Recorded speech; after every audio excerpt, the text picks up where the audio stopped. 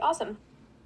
So my first question, this is just my research question. What is the world of music production and songwriting like for you? For me, it's kind of strange because I kind of approach songwriting from like a content creator perspective. Like there is like the true artistry and like music industry side of things where it has to do with like licensing and distribution and collaborations with people and stuff like that. But then there's also very like I kind of approach it as content creation where I don't try to like hold on to content for a super long time and try to release it in one package. I try to kind of do like singles more often so that I can get stuff out like more consistently and people are kind of following for updates more constantly through like Twitch and YouTube and Spotify and Twitter and stuff like that. So it's a little bit strange to me also because doing music production like during a pandemic has been really weird because I can't really go and work with people in person. And then also I went to a music production college, but then I graduated last spring and then really didn't talk to anyone from college pretty much at all after I graduated. And most of my connections professionally now have been through online people that I've met, actually. How did you first like learn about music production and start getting into it and making it like your real life job now? I mean, for me, I feel like most artists turn a hobby into a profession, so that's kind of what happened for me. In high school, I was getting more interested in like recording myself singing and learning about the technology and the engineering and the physics and everything behind it. So that's kind of what like caught my interest with the whole thing. And then later on, I decided to go to a music production college because I decided like in high school that like this is what I want to do for the rest of my life. So then I applied to a music production college. I did a music production and engineering degree in college and then graduated and really just kind of exploring more. I started kind of working professionally while I was still in college, technically. I just was basically doing my hobby work of like creating whatever I wanted, but then I found a way to monetize it and to kind of gain revenue from it so that I could continue doing it like long term. And that's kind of the approach I took with it. Were you always confident in that? Like, were people always supportive of you doing this music? For the most part, yeah, my family's been really supportive. My friends have always been really supportive. Like, they love that, like, I'm, like, the music nerd person in the friend group, you know? That, like, I kind of know stuff about music, and I'm the friend that they go to show new music to, so... or, like, if they want to know more about, like, production or something like that, or they need help with audio, like, I think a lot of people really have no, like... I guess qualms with what I do because I'm like really hardworking and really passionate about my interests. So I think my family kind of trusted that no matter where I was going in life, that I would be successful with it. How did you think your life would be today if you didn't blow up? I think I would still be in this kind of space of like creating stuff online. I think I would just be trying to find a way to go about it or like to continue education. You know, like, I still think about it these days. Like, maybe I want to go back and learn more about songwriting or learn more about, like, mixing or mastering or something like that. Because for me, it's kind of a 50-50 between real-life experience and also, like, learning the technique in, like, an institution, like, an educational setting.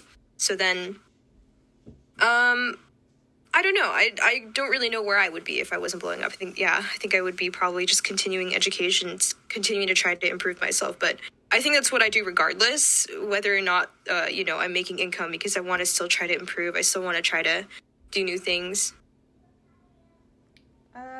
What were your songs first like when you first made them? Oh, they were awful. Like, I think I started with, like... I think I wrote my first song when I was in middle school, and it was okay, but it wasn't great. And, you know, it takes a long time to learn and gain confidence in what you do. So, you know, sometimes I look back with fondness at some of the first songs that I've written, but then other times I see, like, the flaws and how far I've come to improve from that time. So I kind of look at it as, like, almost like a nostalgic, like, positive thing in a way. Of like, this is where I was then, and I don't think I would ever, like, I hardly ever go back and like try to like quote unquote improve old songs because that was then and like this is now. So I try to just work on new stuff. What kind of mindset do you think you should have for songwriting and music making? Definitely one where you need to make sure that the only person whose opinion really matters is your own. That's something that I really struggled with a lot, with songwriting was, feeling confident enough in that what I was making was good enough for other people, you know? And I think the way I found confidence in it was I just didn't care at some point. Like, I just said, if no one likes it, then so be it. I'll write a better song next time. But what if someone really likes this? You know, I really like it. So what if someone else really likes it? If I never put it up, if I never show it to anyone else, then no one's ever going to like it, you know? Like, if you don't try, then if you don't even show it to anyone else, then like no one's ever going to like it. Like, it's that whole mindset again with like, if you don't try, you'll never learn, I guess. Or like, Were you a perfectionist? Kind of. I try to see ways to improve and to try to make things perfect when they come out. But I kind of acknowledge at this point that there's places where I lack technically in skill. And the way that I think is different from how other people think from a creative standpoint. So I don't think I'm ever like disappointed in myself for what I make, but I think that I can be happy with where I am and I can feel confident with putting my work out. Did you ever experience burnout or like songwriting block? And if so, how did you get through it? Oh, absolutely. I think every content creator feels burnout. Like the pressure of having to constantly have content to put up is really, really tough. That between that and like streaming as well, like it's tough having so many people expect something out of you and to all want something from you, and that's not necessarily what you want to or what you can give them all the time. So taking care of myself has been a really big thing in the last year, both physically and mentally. And then creative block, I don't think I get it too often. If anything, I'm just patient with myself, and I don't ever see something as like frustrating if I can't write a perfect lyric. Like, I'll write placeholder lyrics all the time and I'll say, this is good enough for today. Like, I put something on paper and that is good enough for me, you know? So I also try to get out and like do a bunch of stuff and see the world a bit more these days to try and help with inspiration and creativity. Yeah, so on that, what kind of creative processes or inspiration do you take out of your surroundings and your experiences in life?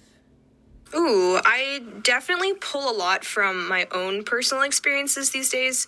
That, and then also I watch a lot of movies, and like a lot of different, I play a lot of games, I watch TV shows, I read webtoons, I consume like a lot of like creative content. I try to go to museums, I do escape rooms, I like cook, I do photography, I do cosplay, like all this different stuff, like to try and find like aesthetics, I guess is what I would call it. Like I try to experience a lot of life to write about a lot of different things in my music. So I think that's also one of the reasons why my music is so like varied and kind of genreless, is because I really try to pull from different things. Like especially with my Dream SMP music, like I try to give it like different feelings for each song and like paint different pictures with each song. And then with my own personal music, I try to think a lot about like what music am I listening to lately that's like kind of inspiring for me, and then just writing through the song. Like sometimes it starts with like instrumental, sometimes it starts with a concept or a lyric idea, sometimes it's just a melody, sometimes I find like a sample online that I really like that I want to work with. Sometimes I have like I said, like a concept, like I wanted to write like a jailbreak song, and I literally had that one word like jailbreak, and then I started writing based off of that.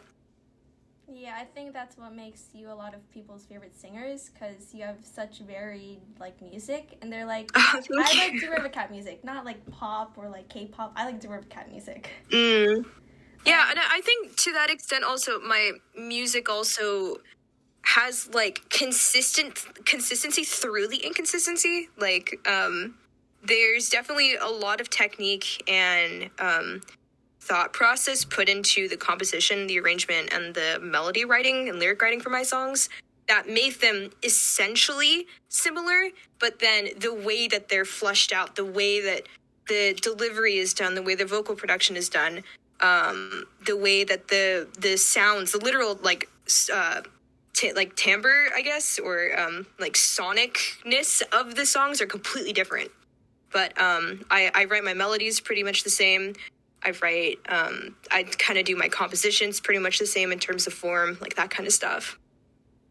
What kind of resources do you recommend for aspiring music producers other than getting a software to play with and practicing and learning on your own? Ooh, I would say, like, don't be afraid to use samples from online. I use them, like, all the time. And I think there's some kind of, like, stigma against it in the industry of using samples, but I don't see any issue with it because creativity is creativity, you know? Like, it's not original in the first place, so why not just embrace it and make whatever you want?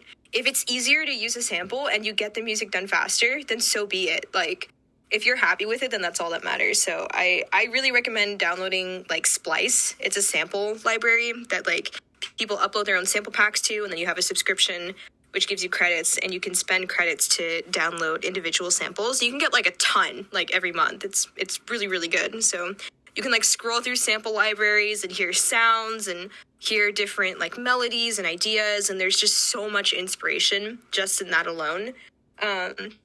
I would also really recommend learning music theory for, like, new music producers, because I think that's also extremely important for writing music and understanding, like, the theory behind why something sounds good and why something doesn't.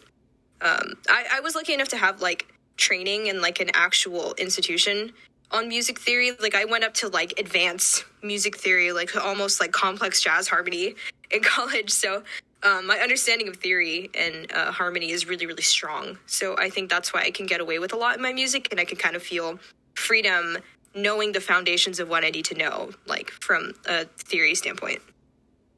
In all, how much money have you spent on equipment, plugins, etc.? Oh, don't get me with this one. Listen, it's a tax write-off, okay? It's a tax write-off for the business. But I don't think I've actually spent too much money. If anything, I think I spend the most money on, like, software, like VSTs, virtual sound libraries or whatever. It's basically like emulations of real instruments. Because I work at home in a home studio and I don't have an actual recording studio, and also we're in a pandemic and I don't like to go and hire other people to play the instrument very often, what I'll do is I'll just fake it with a VST, or using, like, existing samples online to kind of get the sound that I want. Manipulating samples, manipulating VSTs to... That sounds so awful, manipulating. But probably something upward of, like, 20K, I would say, to be generous. Yeah, between also, like, you know, I had to buy, like, a $5,000 iMac to do heavy music production on. I had to spend, like, $800 on speakers. Like, the headphones are $500. The microphone is, like, $1,000. Like, it, like, stacks up, you know, to get all the equipment. So it's not like I spent $20K on, like, sample libraries alone or anything. I would say that's kind of spread across, like, I think everything that I purchased between mixing, plugins, software, actual physical musical instruments, speaker, like, listening software, the actual computer, VSTs. When it comes to paying people for stuff, that's different, though. So I didn't include that in there. This is just for me, but, like, what MIDI do you have? Because I'm planning on getting one soon. I have a keyboard. I have a Contact Complete. I think it's an A61 keyboard. Complete A61. It's like a MIDI keyboard with a bunch of knobs and stuff on it. I mostly like it for how the keys feel. I don't really use the knobs and stuff as much for it, but to each their own, you know? I started out with a tiny, like, 20-key MIDI controller for playing stuff on, but, You gotta start somewhere.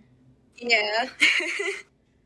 What is the difference you have between being an independent artist rather than being under a record or label? I would say it's been interesting because I've talked to a lot of label people and they've talked about, like, what they could do for me and everything. I would say that it's a lot more freedom, for one, I think for each artist also, like, the deal you get with a label is different, but I think for me personally, it's a lot more freedom and flexibility on my own to release music whenever I want. I can literally release a song with, like, a 3-day turnaround. Like, I'll upload it to platforms, promote it, and it'll come out, like, 3 days later. Like, that's the kind of thing I can do. I can also show whatever music I want behind the scenes. I can give giant teasers. I don't have to ask anyone's permission to share my music or play my music and work on it on streams as well. Like that kind of stuff. And then also, there's kind of some downsides to it. Like a label would be able to have a bunch of these people who specialize in like press relations and marketing, digital marketing, like connections with industry professionals. Like they would be able to help me make a music video for one of my songs, like provide funding and invest and stuff like that. So there is some downside to it and some upside. So it's kind of trade-offs for what you would want with a label versus without. But I think for most artists, the deals that they get with a label give them very, very little of their revenue that they actually earn on songs. So that's also one of the nice things about not being signed to a label and not really having many people to pay, is that I keep all of my revenue, which is crazy to me. I think most of the time the label takes 90% of the earnings and the artist gets around 10% of the earnings, something like that. If you're lucky and you're really good, you can maybe get like 15 or 20% of your actual earnings, but it's very, very little money for what they're actually earning. But, then you have to kind of hope that the label is doing enough for you that it's worth it, that it's earning enough money that you can still make a living. Just making music full-time and not having to rely on the earnings and stuff as much. Yeah, okay, this is probably going to be my last question. What do you enjoy and not enjoy about your job? I really, really enjoy getting to work with other people, like creatives, between like artists, animators, graphic designers, illustrators, and then like the musician side of people, songwriters, producers, instrumentalists. Just everyone in the community. It's really, really cool to be able to interact with so many people. Also, like the non-musicians and non-creatives, like people that just enjoy my work and like go on my streams and say hi, and they have no idea what's going on, but they love to learn, they love to see it, and they love to see the behind the scenes. Like I love interacting with people, and it's really, really fulfilling for me to see people enjoy and get a lot out of my music. That's one of the best things. Also, like, I just love making music so much. I'm so lucky that I'm able to do it full time. Also, streaming is really fun, like being able to do video games on the side as well. And then I'd say a downside again is like the pressure and the burnout is really tough. That, and then also like a lot of the business sides of things. Like I'm really young. Like I'm 21 years old. And I graduated college early. Like I literally turned 21 and then graduated the next week. So I was like barely 21, like fresh out of college into the world. And it's been like almost a year since then. And I've had to set up my own business. I've had to hire a lawyer. I've had to figure out how to do my taxes and file my taxes. I've had to figure out how to sort through my income, do my own accounting. I've had to figure out like all of this stuff like really on my own, and that's been like kind of tough for me, for like someone who like was not told any of this stuff or helped with any of this stuff in college for the most part. To have to figure all that out on my own is really tough, but I'm really lucky that my parents have been like supporting me and everything, so very grateful for that. Okay, all right, well, thank you. Bye, have a nice day. All right, bye-bye. You too.